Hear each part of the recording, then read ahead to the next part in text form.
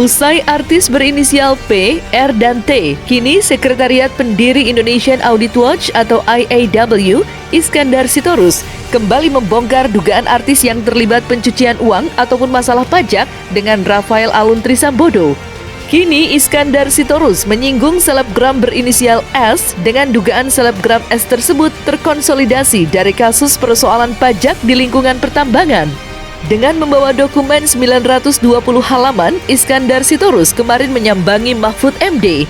Ia berharap agar Mahfud MD dapat segera memperdalam kembali kasus tersebut. Ya, perlahan tapi pasti, Iskandar Sitorus berhasil mengusut satu persatu nama-nama yang masuk dalam sindikat pencucian uang Rafael Alun.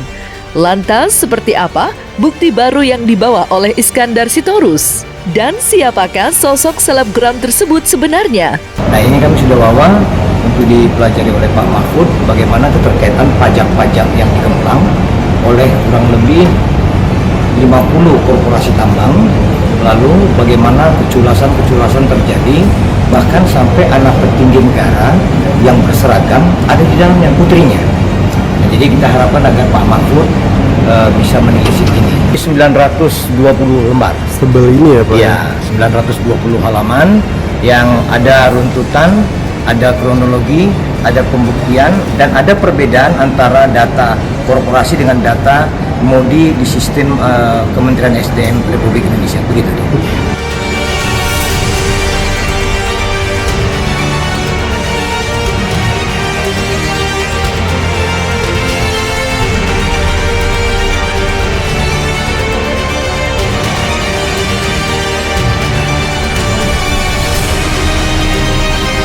Karena inisial ini kami lampirkan dengan dokumen yang 1000 halaman. Surat kita baru diterima di administrasi tata usaha Kementerian Kemenko tentang ada dugaan kelanjutan dari kemarin, yaitu di mana gerakan-gerakan dari komplotan atau geng Rafael ini yang merambah ke sektor pertambangan.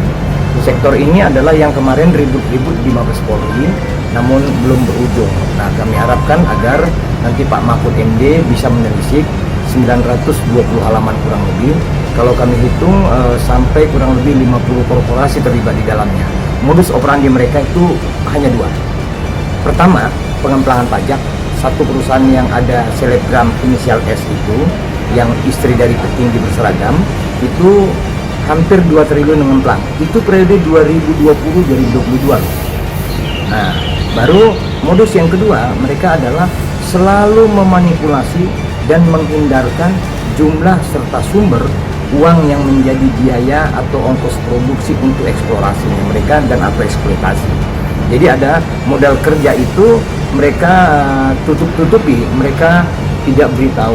Padahal itu adalah hal yang menjadi hak dan kewajiban bagi pihak mereka, itu harus diketahui negara.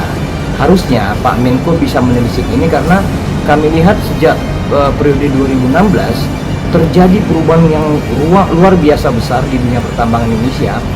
Perubahan pemilik modal dari komunitas A menjadi komunitas B, kelompok A kepada kelompok B. Jadi ini adalah satu modus yang patut dicurigai oleh negara.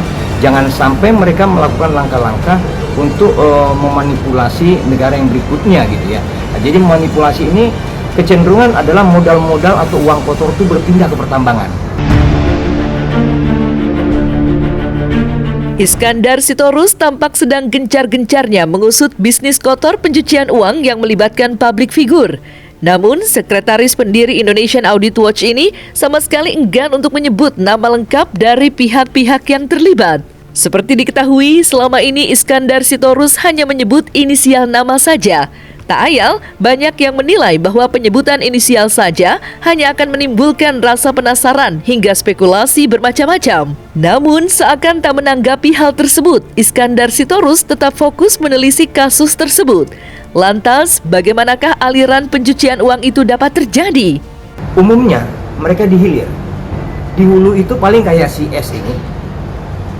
Tapi ada juga nanti, seperti yang saya sebut tadi, adalah putri dari seorang petinggi berseragam,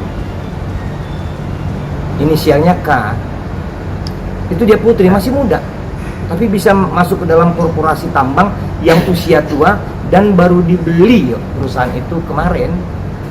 Dan kami dapat informasi bahwa orang tua si putri ini sudah sempat ya diguyon-guyoni oleh salah seorang Menko untuk dikatakan direm anaknya itu. Nah, jadi kita berharap agar negara jangan kalah oleh orang-orang jahat yang bisa masuk ke dunia pertambangan padahal ekspertisnya tidak ada, modalnya kosong, patut diragukan sumbernya. Dalam pertambangan ini kami lihat satu perusahaan saja bisa mengemplang dalam tempo 2 tahun 2 triliun. Ini ada hampir 50-an korporasi di dalamnya. Nah, individualnya terdeteksi ada 5 menjadi perekat. Lalu kami temukan bahwa ada satu selebriti atau jet set internasional putri Indonesia yang ada di belakang semua tambang-tambang yang bermasalah ini. Begitu. Dari mana sih tindak pidana pencucian uang?